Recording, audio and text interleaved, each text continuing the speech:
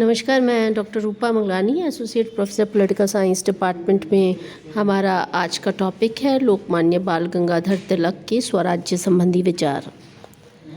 तो जैसा कि लोकमान्य बाल गंगाधर तिलक ने स्वराज्य के संबंध में कहा है कि हमारे समय में किसी भी व्यक्ति का जनता पर इतना प्रभाव नहीं पड़ा जितना तिलक का। स्वराज्य के संदेश का किसी ने इतने आग्रह से प्रचार नहीं किया जितना लोकमान्य तिलक ने। तो आइए जानते हैं लोकमान्य बाल गंगाधर तिलक के स्वराज्य संबंधी विचार क्या थे। तिलक के समस्त राजनीतिक चिंतन को एक शब्द में व्यक्त किया जा सकता है और वह है स्वराज्य। तिलक ने प्राचीन भारतीय दर्शन का बड़ा गहरा अध्ययन किया था, जिसका आधारभूत सिद्धांत था धर्मराज्य। धर्मराज्य का अभिप्राय एक ऐसी राजनीतिक व्यवस्था से है जो धर्म पर आधारित हो और जिसका उद्देश्य धर्म का रक्षण तथा पोषण हो। स्वराज्य इस धर्मराज्य की एक आवश्यक स्थिति है। इस प्रकार हम देखते हैं कि स्वराज्य तिलक के लिए एक नैतिक आवश्यकता थी। प्रत्येक भारतीय का धर्म अर्थात कर्तव्य था। इसीलिए उन्होंने घोषित किया कि स्वराज्य हमारा जन्मसिद्ध अधिकार है और हम इसे लेकर रहेंगे। तिलक के इस मूल मंत्र का महत्व भली भांति समझने के लिए हमें इसकी तुलना दादा भाई नौरोजी, फिरोज शाह मेहता और गोपाल कृष्ण गोखले जैसे उदारवादी नेताओं की स्वराज्य संबंधी धारणा के साथ करनी होगी। दरअसल उदारवादी नेता स्वराज्य की मांग ब्रिटिश नागरिक होने के नाते ब्रिटिश उपनिवेशों के नमूने पर करते थे। उन्होंने अपनी प्रेरणा ब्रिटिश इतिहास तथा संस्थाओं से प्राप्त की थी। तिलक की प्रेरणा का स्रोत प्राचीन भारतीय राजनीतिक दर्शन था, जिसमें स्वराज्य को व्यक्ति का धर्म बताया गया। इस प्रकार उनकी स्वराज्य की धारणा भारतीय संस्कृति का परिणाम थी। तिलक के अनुसार स्वराज्य एक ईश्वरीय गुण है। विदेशी साम्राज्यवाद राष्ट्र की आत्मा का ही हनन कर देता है, इसलिए उन्होंने विदेशी साम्राज्यवाद के विरुद्ध संघर्ष और भारत के लिए स्वराज्य की घोषणा की थी। जॉन स्टुअर्ट मिल ने राष्ट्रीयता की जो परिभाषा दी थी, तिलक उससे सहमत थे। सन 1919 तथा 1920 में उन्होंने विल्सन की आत्मनिर्णय की धारणा को स्वीकार करते हुए भारत में इसके व्यवहारिक प्रयोग की मांग की थी। वस्तुतः तिलक का राष्ट्रवादी दर्शन आत्मा की सर्वोच्चता के वैधांतिक आदर्श और मैजनी, बर्क, मिल तथा विल्सन की धारणाओं का समन्वय था। इस समन्वय को तिलक ने स्वराज्य शब्द द्वारा व्यक्त किया है। स्वराज्य से तिलक का अभिप्राय सन 1916 के पहले ही स्वराज्य से तिलक का आशय देश के लिए पूर्ण स्वाधीनता की ऐसी स्थिति से था जिसमें ब्रिटिश सम्राट के लिए कोई स्थान नहीं हो सकता था। आप देख सकते हैं कि तिलक अपने समय से कितना पहले थे, लेकिन 1916 में उन्होंने स्वराज्य की अपनी धारणा को तत्कालीन परिस्थितियों में अधिक समय अनुकूल और व्यवहारिक बना लिया। होम रूल आंदोलन के अंतर्गत 31 मई 1916 को अहमदनगर में स्वराज्य पर अपने पहले भाषण में उन्होंने कहा था कि स्वराज्य से अभिप्राय केवल यह है कि भारत के आंतरिक मामलों का संचालन और प्रबंध भारतवासियों के हाथों में हो। हम ब्रिटेन के राजा सम्राट को बनाए रखने में विश्वास करते हैं। उनके ये विचार उनके यथार्थवादी दृष्टिकोण का परिचय देते हैं। उल्लेखनीय है कि तिलक ने अपनी पूर्ण धारणा अर्थात पूर्ण स्वाधीनता की आकांक्षा का परित्याग नहीं किया था, वरन तत्कालीन परिस्थितियों को देखते हुए ब्रिटिश साम्राज्य के अंतर्गत स्वराज्य का व्यवहारिक सुझाव दिया था। यह पूर्ण स्वाधीनता की दिशा में पहला महत्वपूर्ण कदम था।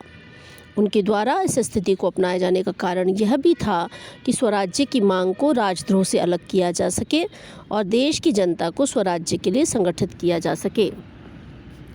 वे जानते थे कि स्वराज्य का संदेश प्रसारित करने के लिए उसका जेल से बाहर रहना आवश्यक था, जिससे वे जनता को जागरूक, संगठित और स्वतंत्रता के संघर्ष के लिए प्रेरित कर सकें। उनका आदर्श तो भारत के लिए संपूर्ण अर्थों में पूर्ण स्वतंत्रता ही था। तिलक स्वराज्य के साथ अपने देश के लिए ऐसी शासन व्यवस्था के पक्षधर थे जिसमें शासन के सभी अधिकारी और कर्मचारी जनता के प्रति सचेत हों तथा कार्यपालिका के अधिकारी और कर्मचारी स्वयं को जनता के प्रति उत्तरदायी समझें। तिलक का ये विश्वास था कि राज्य का अस्तित्व जनगण के कल्याण और सुख के लिए होता है और इस आधार पर स्वराज्य का आशय था कि अंतिम सत्ता जनता के हाथ में हो। इस आधार पर ही उन्होंने भारतीय रियासतों में भारतीय शासक होते हुए भी स्वराज्य नहीं है ऐसा कहा था। तिलक भारतीय शासन प्रणाली में मूलभूत परिवर्तन चाहते थे। तिलक के जीवनी के लेखक पर्वते ये लिखते हैं कि तिलक के नाम के साथ जो विविध सम्मानित संबोधन जोड़े जाते हैं उनमें लोकतांत्रिक स्वराज्य का प्रतिपादक ज़रूर जोड़ा जाना चाहिए। तो पर्वते आगे लिखते हैं कि यह स्पष्ट है कि स्वराज्य की तिलक की धारणा मुख्यतः शासन चलाने वाले व्यक्तियों से नहीं वरन शासन के मूल प्रयोजन क्या हो उससे अधिक संबंधित है। तो ब्रिटिश नौकरशाही के इस तर्क से तिलक पूरी तरह से सहमत थे कि स्वयं भारत के मामलों का प्रबंध नहीं संभाल सकते।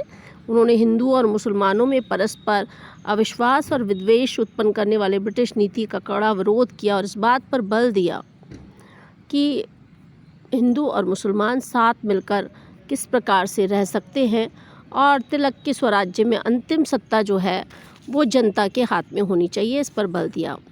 उन्होंने कहा कि मैं जिस स्वराज्य की मांग कर रहा हूँ वह केवल हिंदुओं के लिए, मुसलमानों के लिए अथवा किसी वर्ग विशेष के लिए नहीं होगा।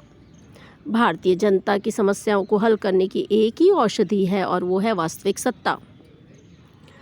तो इस प्रकार तिलक ने जो है वो बताया कि वास्तविक सत्ता किस प्रकार से प्राप्त हो सकती है। वो कहते हैं कि जब यह औषधि हमें प्राप्त हो जाएगी तब यदि आपस में हमसे कोई मतभेद नहीं होंगे तो वह शासन जो है वो सर्वाधिक स्वराज्य के निकट होगा। इस प्रकार हम देखते हैं कि वो चाहते हैं कि भारतीय अपने विवाद स्वयं सुलझाएं और हम अपने विवादों को स्वयं हल करने की शक्ति चाहते हैं। अंग्रेजों की न्यायप्रियता और उदारवादी में अविश्वास था तिलक का। तिलक ये कहते थे कि उनका ये कहना था, उदारवादियों के विपरीत उनकी ये मान्यता थी कि अंग्रेज़ों की न्यायप्रियता में विश्वास लायक नहीं है। वो कहते थे कि कोई भी साम्राज्यवादी शक्ति शासित देश के हित में शासन नहीं करती। साम्राज्यवाद का तो उद्देश्य ही शासित देश का राजनीतिक, सामाजिक, सांस्कृतिक और आर्थिक शोषण करना होता है। भारत में ब्रिटिश शासकों का उद्देश्य भी यही है और अंग्रेज़ों की न्यायप्रियता पर विश्वास करना नितांत अविवेकपूर्ण है। उन्होंने उदारवादियों की पद्धति और साधनों की निरर्थकता और प्रभावहीनता पर कटाक्ष करते हुए कहा कि अनुनय, आग्रह और प्रतिनिधि मंडल से कुछ नहीं होगा जब तक कि इसके पीछे ठोस शक्ति न हो। आयरलैंड, जापान और रूस के उदाहरणों से हमें सबक लेना चाहिए। उन्होंने कहा कि प्रतिवेदनों से कुछ नहीं होगा, हमें अपनी शक्तियों को संगठित करना होगा। इस प्रकार हम देखते हैं कि तिलक की स्वराज्य संबंधी विचार अनूठे थे। उन्होंने स्वराज्य का नारा दिया, न केवल नारा दिया बल्कि उसे किस प्रकार प्राप्त किया जाए उसकी योजना विधि भी तिलक ने बताई। तिलक संवैधानिक पद्धति की उदारवादी विचारधारा को मूल आधार मानते थे, लेकिन वो कहते थे कि ये निष्फल है। इसकी निष्फलता पर उन्होंने कई लेख भी लिखे। वो कहते हैं कि संवैधानिक पद ब्रिटेन सरीखे देश में तो ठीक है जहाँ एक संविधान है और शासन जनता के प्रति उत्तरदायी है, लेकिन भारत जैसे देश में संवैधानिक पद्धति उपयुक्त नहीं थी। उनका विचार था कि राजनीतिक अधिकार और अंतिम रूप से देश के लिए स्वशासन की स्थिति या स्वराज्य बलिदान का मार्ग अपनाकर ही प्राप्त किया जा सकता है। लोकमान्य तिलक ये कहा करते थे कि हमारा आदर्श दया याचना नहीं बल्कि आत्मनिर्भरता है। तो इस प्रकार हमने देखा कि तिलक के स्वराज्य संबंधी अनूठे थे और उनके जो स्वराज्य संबंधी विचार हैं वो अपने समय से बहुत पहले थे। हम अपने अगले लेक्चर में स्वराज्य की प्राप्ति के साधनों पे बात करेंगे जो कि तिलक ने बताए हैं, और वो साधन बताए हैं उन्होंने स्वदेशी, बहिष्कार, निष्क्रिय प्रतिरोध और राष्ट्रीय शिक्षा। तो हम इन उपायों पे चर्चा करेंगे और आप इस लेक्चर को प्रिपेयर कीजिए। स्वराज्य संबंधी धारणा के बारे में अक्सर सवाल पूछे जाते हैं, न केवल आपके मेन कोर्स में बल्कि कंपटीशन में भी पूछे जाते हैं। अपने और अपने परिवार के स्वास्थ्य का ध्यान रखिए। शुभकामनाएं।